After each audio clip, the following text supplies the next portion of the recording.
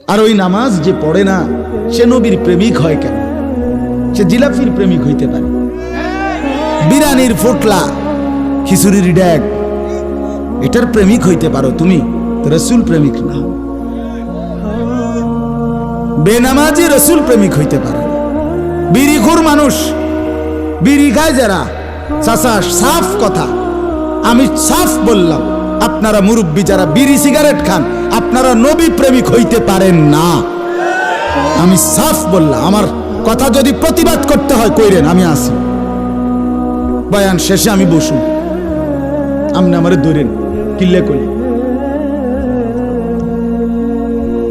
রাসূলুল্লাহ সাল্লাল্লাহু আলাইহি সাল্লামের প্রেমিক বিড়ি খাইতে পারে।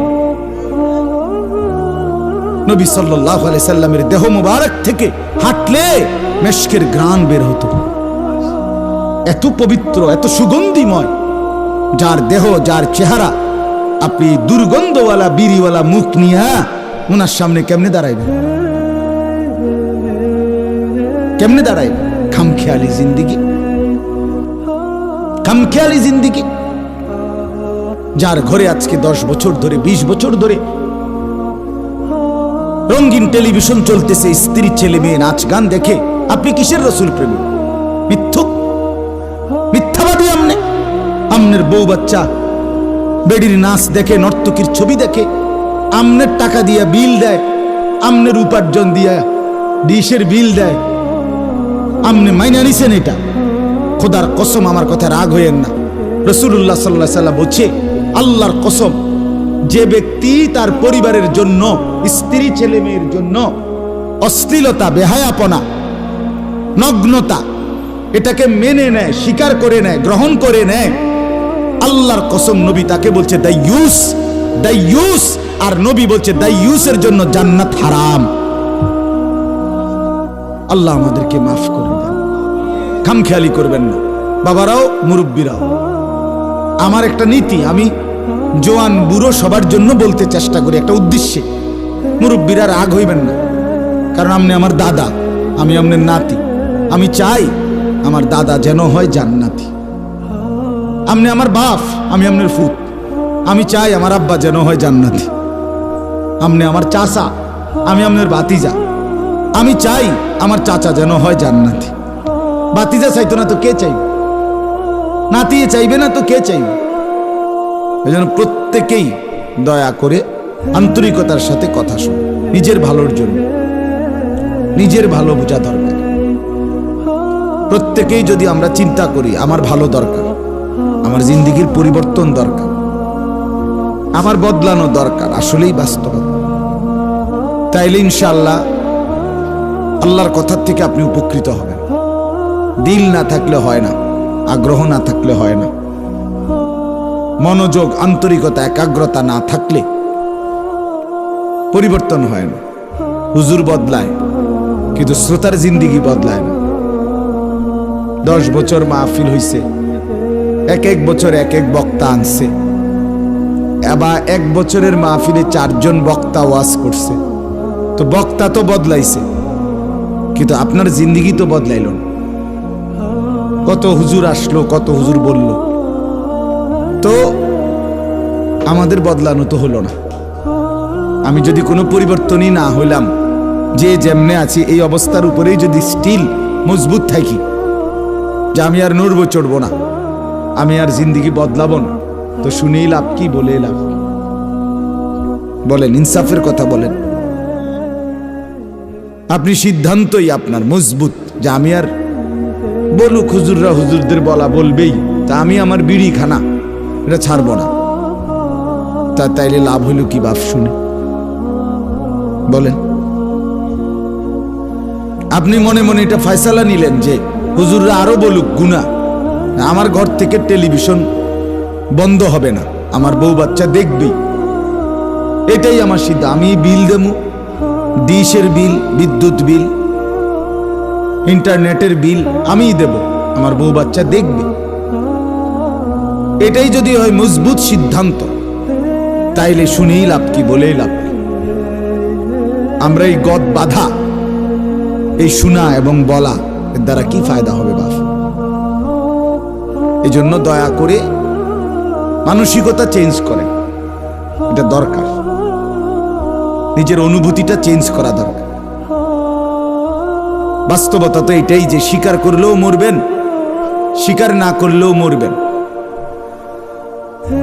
আপনি যদি আখেরাত নাও বোঝেন তবুও মরে যাবেন, আর আখেরাত যদি বুঝেন তবুও মরবেন।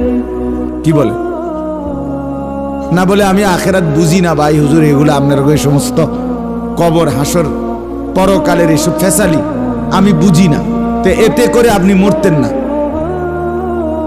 কথা বলেন না, মরতেন না।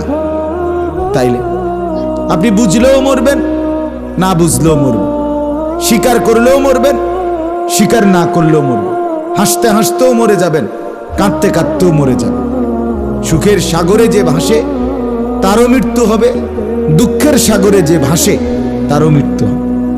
জীবনে যে কোনোদিন সুখ দেখে নাই সেও মরে যাবে, জীবনে যে কোনোদিন দুঃখ দেখে নাই সেও মরে যাবে। হাজার কোটি টাকার মালিকেরও মৃত্যু হবে, আবার দিনহীন কুলি মজুর তারও মৃত্যু হবে। তাহলে যেটা অনিবার্য সত্য, যেটা চিরবাস্তবতা, যেটা আমাকে গ্রহণ করতেই হবে, যেখান থেকে ফেরার, পাশ কাটাবার, এড়িয়ে যাওয়ার, যেখান থেকে আড়াল করার, সেভ করার নিজেকে কোনো সুযোগ নেই। আমার পক্ষে যত মানুষই থাকুক আর না থাকুক, আমার যত শক্তি জনবল ক্ষমতাই থাকুক আর না থাকুক, তাহলে যেটা অনিবার্য সত্য, চিরন্তন বাস্তবতা, অমোঘ সত্য, সেই মৃত্যু, সেই পরকাল, আপনি তো কোনোভাবে কোনো যুক্তিতে কোনোভাবেই এটাকে এড়াইতে পারবেন না, আড়াল করতে পারবেন না।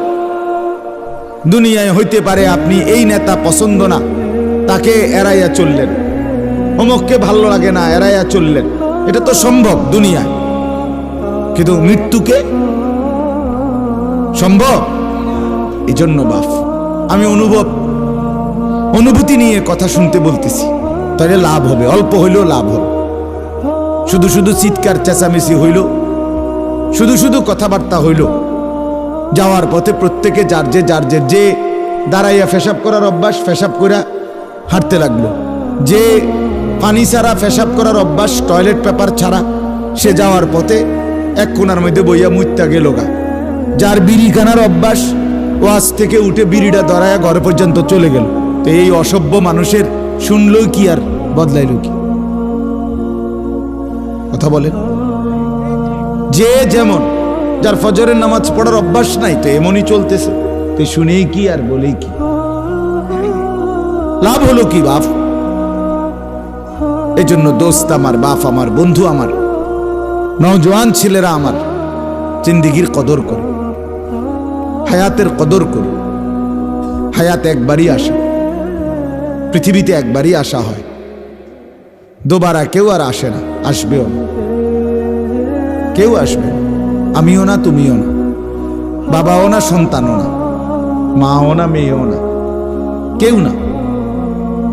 পৃথিবীতে আমরা একবারই এসেছি, ভুল করলেও একবার, সঠিক করলেও একবার, আল্লাহর কথাকে গ্রহণ করলেও এই একবারই হায়াত, বর্জন করলেও এই একবারই হায়াত, কাজে লাগাইলেও একবার, আর ফালতু কাজে ফেলে দিলেও একবার। কোরআনুল কারীমের মধ্যে বহুবার আছে এই কথাটা। প্রত্যেকটা মানুষ পাপী, নাফরমান, প্রতিটা অবাধ্য, প্রতিটা গুনাহগার। হাসরের ময়দানে, পরকালে, মৃত্যু পরবর্তীতে হাজারবার, লক্ষবার, কোটিবার আল্লাহর কাছে দুনিয়ায় একটু সময়ের জন্য ফেরত আসতে চাই। জি বাপ শুনেন, তাইলে কষ্ট করতেই হবে, খামখেয়ালি ছেড়ে দিলে হবে না। খামখেয়ালি আমরা সবাই ছেড়ে দিচ্ছি।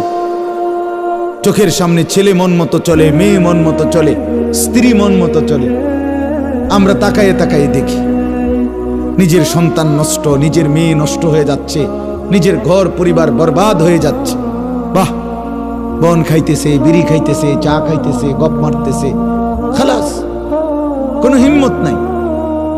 আজীব ব্যাপার মিয়া, খামখেয়ালি। আমরা পরাজিত হব কেন?